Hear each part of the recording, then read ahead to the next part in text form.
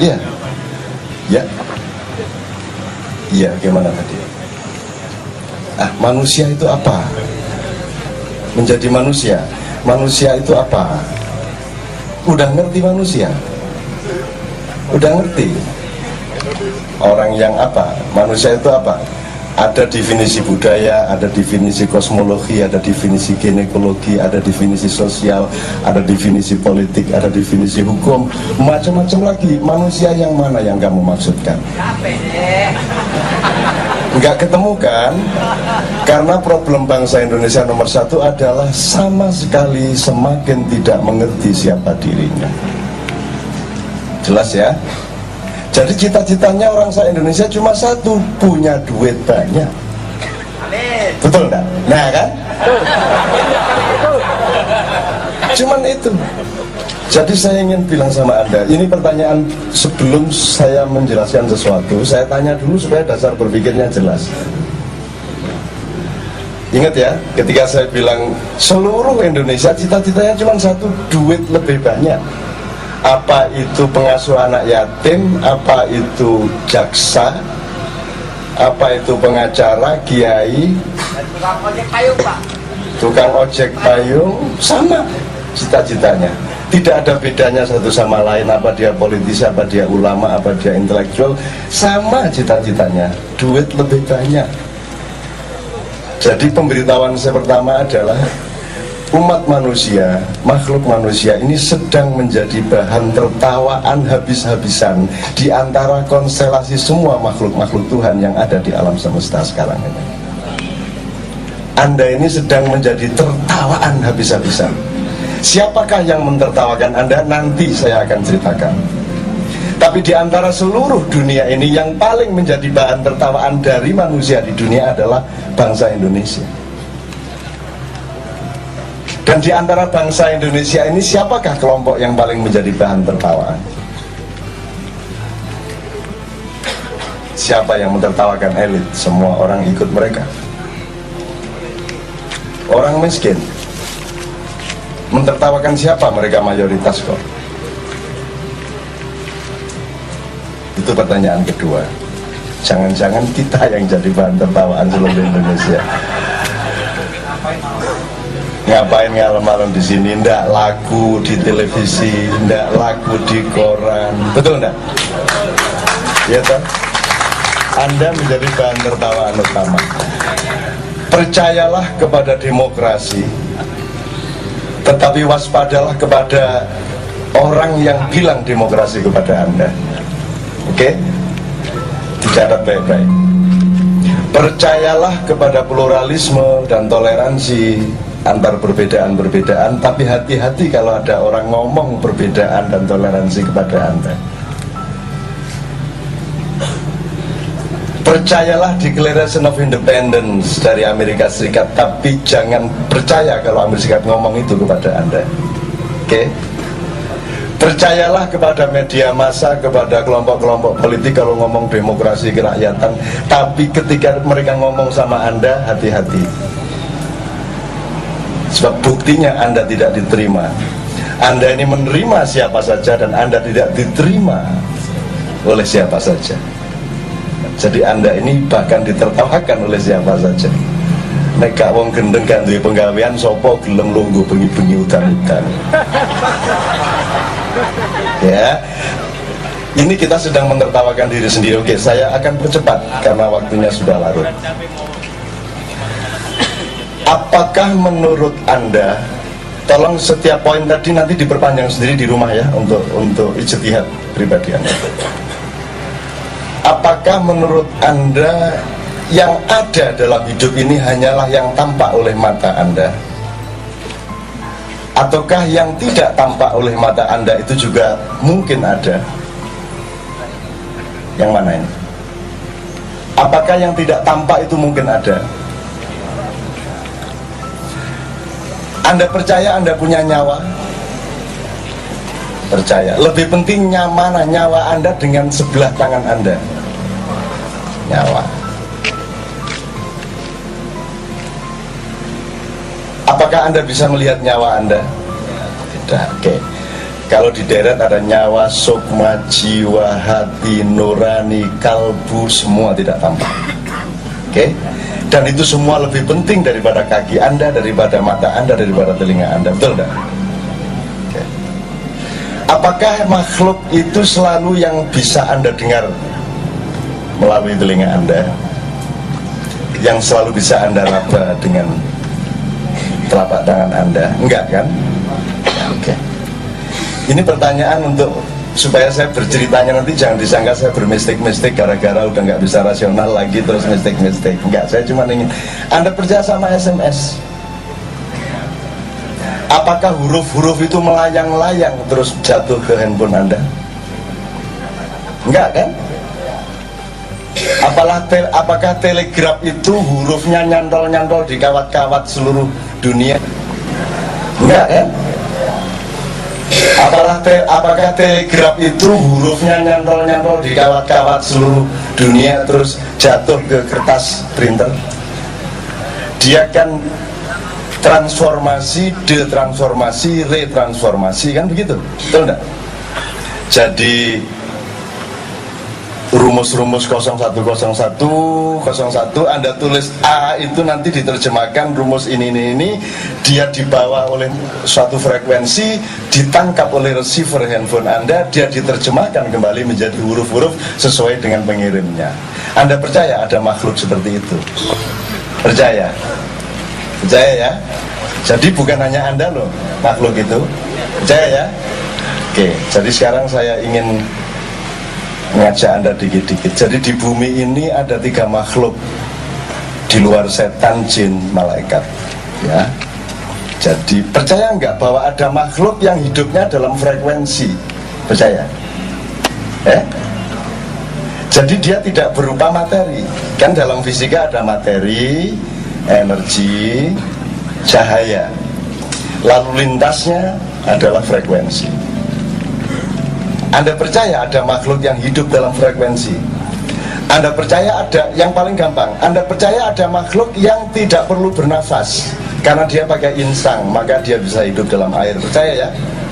Kalau Anda percaya ada makhluk bisa hidup dalam air, percaya enggak Anda bahwa ada makhluk yang bisa hidup di dalam tanah? Percayalah, sip. Berarti jalan berpikirnya sudah jelas ya. Sekarang saya ingin kasih tahu Anda, di bawah bumi 400 meter ini ada makhluk Allah yang teknologinya 1000 kali lipat lebih canggih daripada teknologi Anda manusia. 1. Wis pokoknya dicatat aja. Ya. Enggak timbangannya kon gendeng delok-delok niku. 1. Ada lagi makhluk yang satuan waktunya, yang hidup di bumi, dan Anda hanya bisa bertemu dengan dia ketika Anda memasuki sebuah frekuensi, dan itu di luar FM maupun AM. Mungkin ada enggak? Mungkinkah ada frekuensi di luar AM, FM? Ada. Anda kenal 3 dimensi, mungkin enggak ada dimensi keempat? 5, 6, 7, 8, 9, selaksa dimensi. Percaya? Jadi jangan GR bahwa Anda adalah satu-satunya penghuni bumi. Satu ya, ini untuk nggodain supaya Anda tuh enggak terlalu dijadikan bahan tertawaan oleh makhluk-makhluk lain. Oke?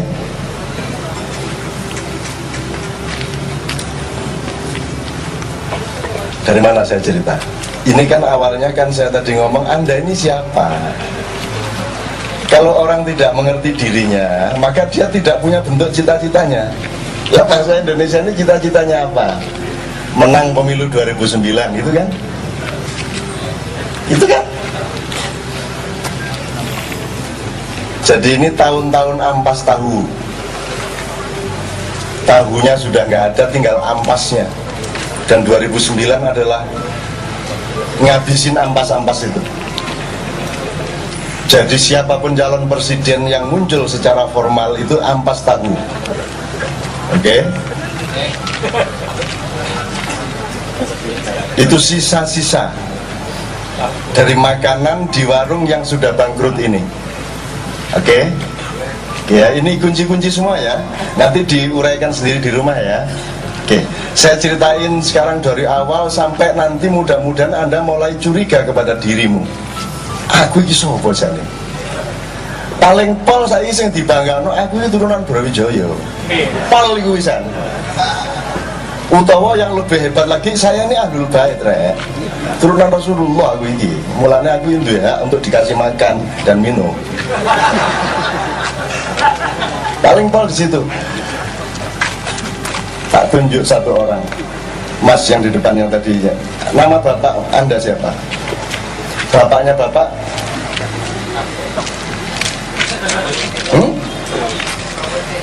Bapaknya kakek? Bapaknya kakek? Nggak tahu. So, begitu sempit sejarah Anda. Kita sini dikit udah nggak tahu. Kemarin di televisi ada features tentang Super Semar, terus ada anak SMA di jalan ditanya, "Dek, tahu Super Semar nggak?" Apa ya? Kayaknya nama koperasi deh.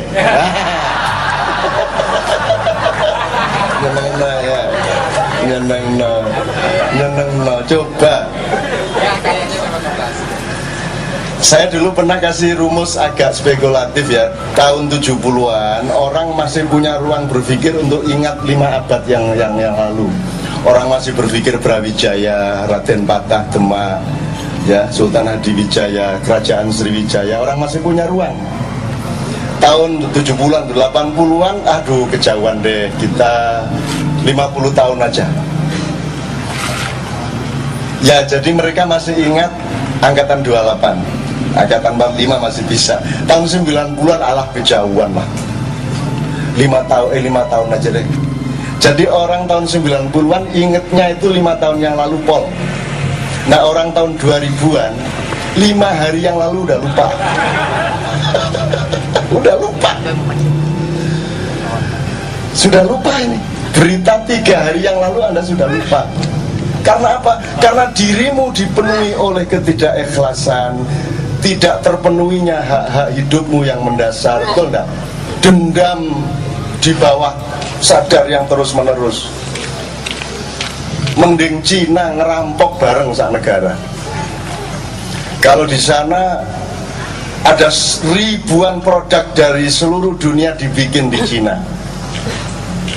Ada BMW persis dari Swedia dibikin di Cina dan mereknya ya BMW, cuma dipakai oleh orang Cina. Kalau mereka disalahkan, mereka bilang, pemerintahnya bilang, lah ya rakyat saya kan juga ingin merasakan BMW lah, tidak mungkin rakyat saya beli BMW, maka ada temennya yang bikin supaya bisa merasakan. Semua produk ada. Kalau Anda ada yang pakai N95 Nokia, di sini harganya sekitar 6.500, 6.500.000.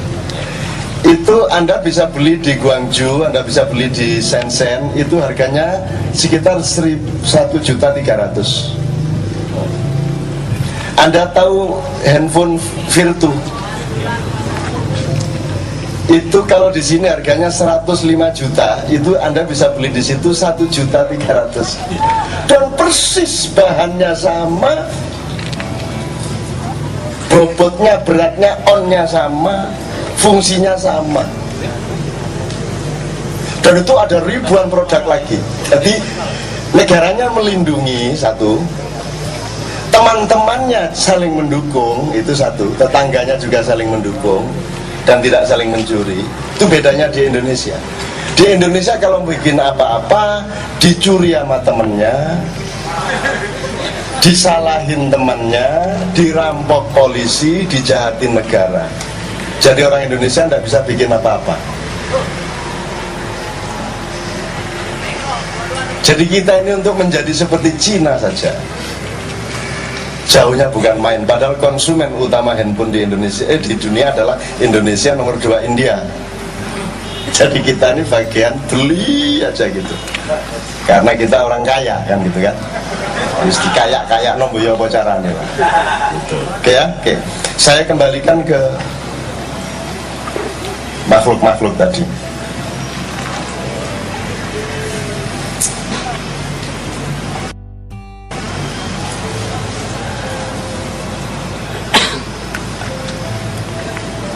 saya tanya lagi gini, apakah kalau McDonald bikin franchise di seluruh dunia ya, yang bikin McDonald apa itu, burger kayak French fries ya, itu McDonald's-nya langsung atau staffnya McDonald dari Amerika, ataukah boleh orang Indonesia asal punya hak franchise itu? Sama kan? McDonald di Mesir, di Swedia, di Indonesia sama persis. Tapi yang bikin beda enggak? Kalau Soeharto punya Soehartonomik, Presiden Reagan punya Reaganomic, apakah Reagan adalah ahli ekonomi? Kan? Apakah Soeharto adalah ahli ekonomi? Apakah yang melaksanakan Soehartonomik adalah Soeharto ataukah Wijoyo? Oke.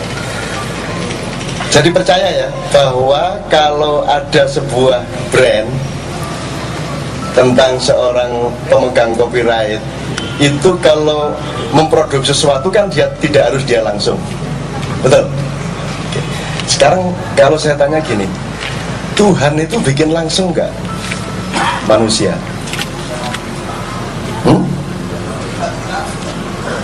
Nggak bikin. Siapa yang disuruh bikin manusia? Siapa? Loh, apakah Bapak bikin? Bapak mula mek nyujes tok. Mbok mula mek melumah tok, gak gawe iku jenenge. Bukan bikin, ini bikin bener. Ibarat orang memasak itu dirajang, dicuci, dibumboni, digoreng bener. Kalau bapakmu nggak gawe, iku mah enak tok. Nggak bikin itu, bukan itu yang saya maksud. Lebih kreatif lagi. Jadi benar-benar bikin. Apakah cukup kun fayakun terus jadi gitu dok? Ataukah Tuhan punya staff? Kamu bikino jin, kamu bikino manusia jenis Cina, kamu bikino manusia negro hitam, kamu bikino manusia Jawa, kamu bikino manusia Yahudi, kamu bikino manusia Batak. Mungkin enggak? Saya enggak sedang memastikan apa-apa, saya itu cuma ngajak Anda berpikir. Oke. Jadi tak ceritain dikit aja. Jadi Tuhan itu Al-Malik, oke? Raja, Maharaja. Muluk ya, itu kerajaan. Kalau Malik itu subjek yang memiliki kerajaan atau kekuasaan. Hurufnya mem, lam, kaf. Oke? Malaikah itu juga sama, mem, lam, kaf. Malaikah adalah stafnya Allah yang melaksanakan muluknya Allah. Jelas? Oke. Jadi malaikat ini diperintah oleh Allah. Mungkin enggak itu? Bril, bikin Iwan, umpamanya gitu loh. Bikin Yusuf Kala biar lucu, umpamanya.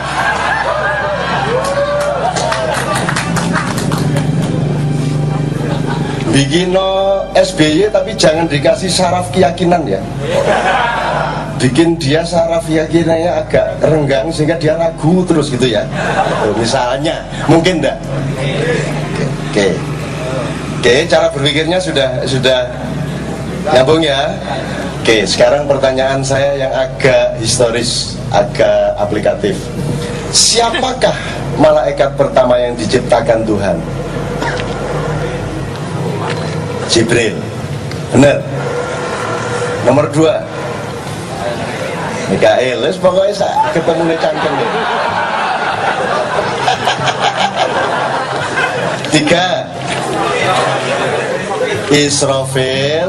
4 Israel. Benar. Yang manakah yang malaikat maut? Jibril. Dari segi urut-urutan benar. Jibril, Mikael, Israfil, Israel. Siapakah yang disebut malaikatul maut? Israel. Anda percaya nggak bahwa Tuhan itu adalah pihak pertama yang menanamkan logika hak dan tanggung jawab kepada semua makhluknya? Percaya ya? Jadi kalau sekarang Mahkamah Konstitusi, Komisi Yudisial ngomong hak kewajiban, itu sebenarnya siapa yang ngomong pertama? Tuhan. Nah, ketika dia menentukan Israel menjadi malaikat maut, itu logikanya apa? Sehingga dia berhak sekaligus berkewajiban. Kok bukan Jibril yang barep? Ayo. Kok yang keempat? Pernah dicari logikanya?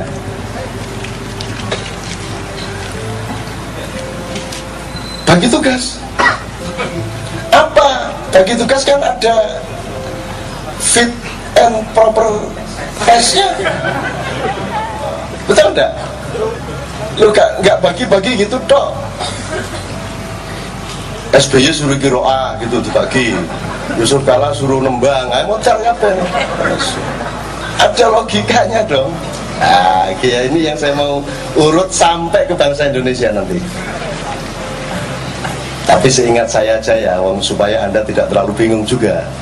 Jadi Anda sudah benar, malaikat. Jadi pertama yang diciptakan Allah Big Bang. Big Bang itu satu ledakan bercahaya. Kalau mistisisme Islam menyebut itu namanya Nur Muhammad. Ketika Muhammad, sesuatu yang terpuji ini masih berupa cahaya, yang kelak dia akan berupa wujud biologis, namanya Muhammad bin Abdullah, diangkat menjadi Muhammad Rasulullah. Ya, Allah bikin alam semesta dulu tanpa asisten, terus bikin sejumlah asisten. Nomor 1 Jibril, Mikael, Israfil, Israel. Kemudian Allah bikin Idajil. Mohon maaf belum pernah dengar ya. Oke. Dan jangan dicari di buku apapun. Idajil ini kekasih utamanya Allah. Dan semua malaikat yang sudah diciptakan oleh Allah, malaikat tidak hanya 4 itu awalnya, setelah itu ada 8 laksa malaikat jumlahnya. Bentuknya juga bermacam-macam, warnanya bermacam-macam, komposisi dzatiyahnya bermacam-macam, ya. Kemudian bikin Idajil. Ini kekasihnya Allah yang dijagokan Allah, dan semua malaikat disuruh mengidolakan Idajil. Kemanapun Idajil ini pergi, yang lainnya disuruh mengikuti dia. Tidak saya perpanjang soal Idajil, pokoknya gitu itu ya. Oke. Sebelum saya nerusin Idajil, saya terusin dulu yang 4 ini. Jadi suatu hari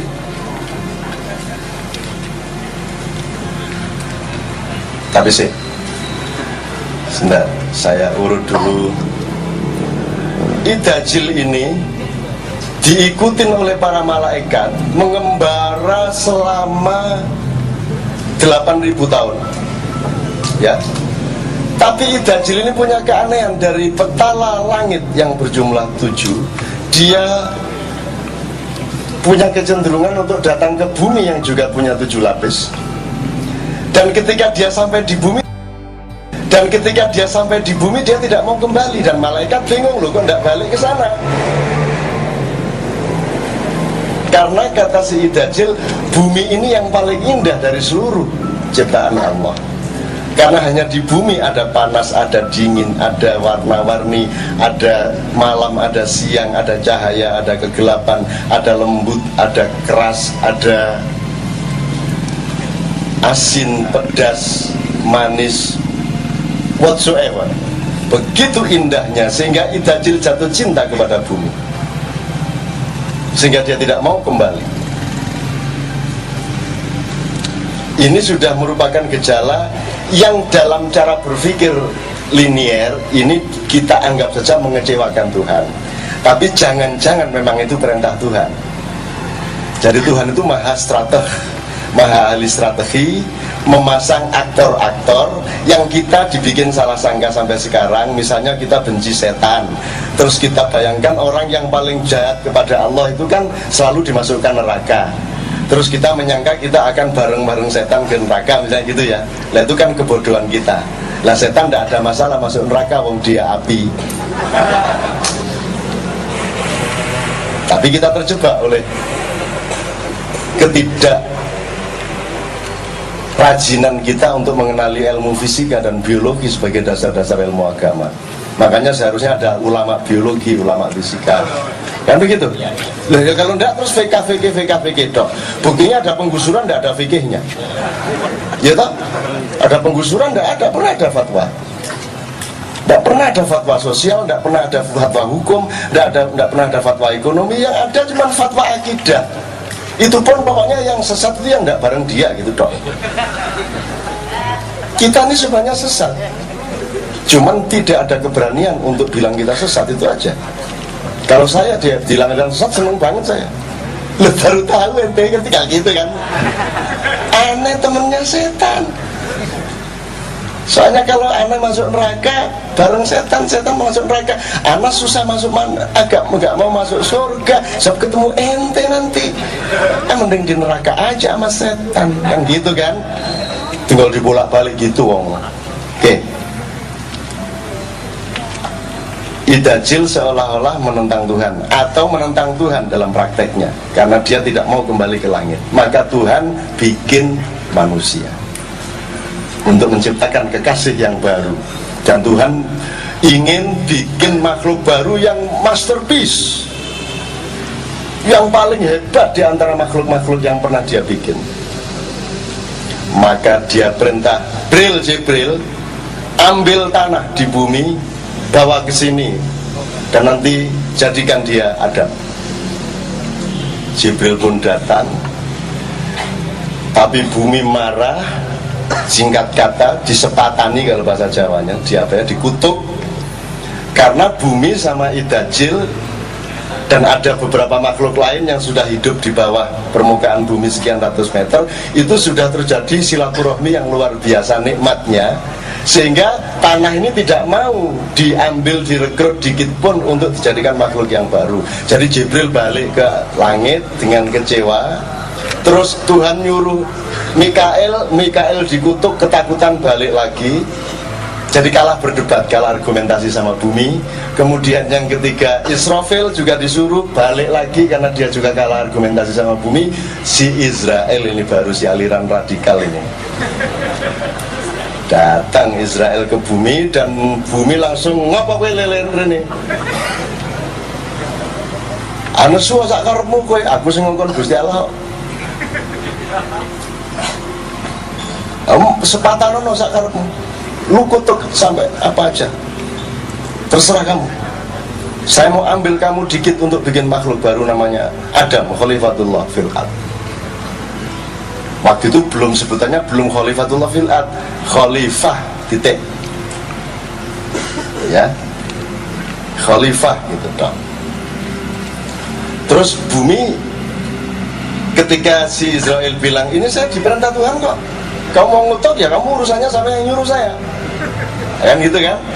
Jadi filosofi dan prinsip mandat itu sudah sejak dulu difahami dan dipraktekkan oleh malaikat keempat ini yaitu Israel. Maka diambillah tanah, dibawa ke langit. Nah Israel lah yang bertugas bikin Adam. Coba bikin bentuk kamu. Coba bikin manusia.